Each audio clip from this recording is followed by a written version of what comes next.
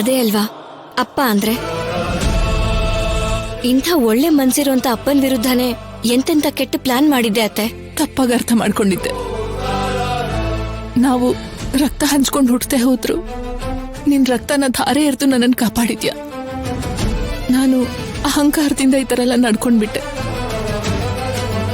ನನ್ನ ಕ್ಷಮಿಸ್ಬಿಡು ಅಣ್ಣ. ಪರವಾಗಿಲ್ಲಮ್ಮ, ನಡೆದು ಹೋಗಿರೋದನ್ನ ನಾವು ಮರೆಯೋಣಮ್ಮ. ನಮ್ಮನ್ನ ನಾವೇ ಕ್ಷಮಿಸ್ಕೋಬೇಕು. ಅದನ್ ಬಿಟ್ಟು ಹೀಗೆ ರೋಷ ದ್ವೇಷನ ಬೆಳೆಸ್ಕೋಬಾರ್ದು ನಾವು. ಹೌದು ಮಾವ, ನಾನ್ ಕೂಡ ತುಂಬಾ ತಪ್ಪು ಮಾಡ್ಬಿಟ್ಟೆ.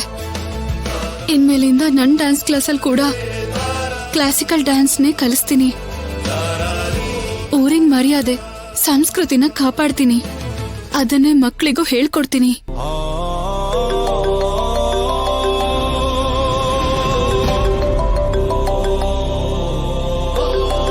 ಹಲೋ ಮೇಡಮ್, ನಿಮಗ್ ಕೊಟ್ಟಿದ್ದ ವರ್ಕ್ನ ಇನ್ ಟೈಮ್ಗೆ ಫಿನಿಶ್ ಮಾಡಿದ್ದಕ್ಕೆ ಗೌರ್ಮೆಂಟ್ ಈ ಸಲ ಕೋಟ್ಯಾಂತರ ರೂಪಾಯಿ ಟೆಂಡರ್ ನಿಮ್ಗೆ ಕೊಡ್ತಿದೆ. Congratulations madam. ಅತಿ ಈ ಸಲ ಬರೋ ಯಾವುದೇ ಕಾಂಟ್ರಾಕ್ಟ್ ಆದ್ರೂ ನನ್ನ ಹೆಸರಲ್ಲ, ನಮ್ಮ ಅತ್ತೆ ಕೊಡ್ಬೇಕು ಅನ್ಕೊಂಡಿದೀನಿ.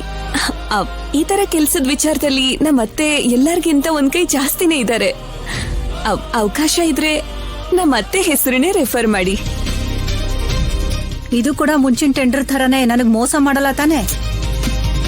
ಇಲ್ಲ ಪದ್ಮಾ, ಆದ್ಯ ಇದನ್ನೆಲ್ಲ ಮೊದ್ಲೇ ಅನ್ಕೊಂಡಿದ್ಲು. ನೀನ್ ದೊಡ್ಡ ಸ್ಥಾನದಲ್ಲಿ ನೋಡ್ಬೇಕು ಅಂತ ನಿನ್ ಸೊಸೆ ಅಂದ್ಕೊಂಡಿದ್ಲು ಪದ್ಮಾ. ಅಂದ್ರೆ ಇನ್ಮೇಲೆ ನಮ್ಮತ್ತೆ ಬಿಸ್ನೆಸ್ ವುಮೆನ್ ಅಂತ ಆಯ್ತು. ಮೊದಲನೇ ಟೆಂಡರ್ ಅಲ್ಲಿ ನನಗ್ ಮೋಸ ಮಾಡ್ಬಿಟ್ಟೆ ಅಂತ ನಿನ್ ಮೇಲೆ ತುಂಬಾ ಕೋಪ ಮಾಡ್ಕೊಂಡಿದ್ದೆ. ಆದ್ರೆ ನೀನು ಇಷ್ಟು ದೊಡ್ಡ ಟೆಂಡರ್ಗೆ ನನ್ನನ್ನ ಓನರ್ ಮಾಡ್ತಿದ್ಯಾ. ನಿನಗ್ ಹೇಗ್ ಥ್ಯಾಂಕ್ಸ್ ಹೇಳ್ಬೇಕೆ? ಅಲ್ವೇ, ಮಾಮೂಲಿಯಾಗಿ ಆದ್ಯಗೆ ಥ್ಯಾಂಕ್ಸ್ ಹೇಳಿದ್ರೆ ಸಾಕಲ್ವೇ? ಗೊತ್ತು ಬಿಡಿ. ಹೌದು, ನಿನ್ಗೆ ಈಗ್ಲಾದ್ರೂ MD ಅಂದ್ರೆ ಏನಂತ ಗೊತ್ತಾಯ್ತಾ? ಗೊತ್ತು, ಮ್ಯಾನೇಜಿಂಗ್ ಡೈರೆಕ್ಟರ್. ಓ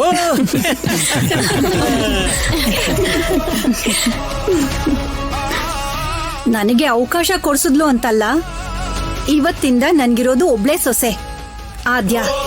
ನನಗಿರೋ ಒಬ್ನೇ ಮಗನ್ಗೆ ಒಬ್ಳೇ ಹೆಂಡತಿ ಆದ್ಯನೇ. ಕ್ಷಣದಲ್ಲಿ ಇಷ್ಟೊಂದು ಬದಲಾಗ್ಬಿಟ್ಟಿಲ್ಲ ನೀನು. ನಿನ್ ಜೀವನ ಧನ್ಯ ಆಗ್ಬಿಡ್ತು ಕಣೆ. ಅಲ್ಲ, ನನ್ ಕೇಳಿ ಇವತ್ತು ಖಂಡಿತವಾಗ್ಲೂ ಮಳೆ ಬಂದೇ ಬರುತ್ತೆ.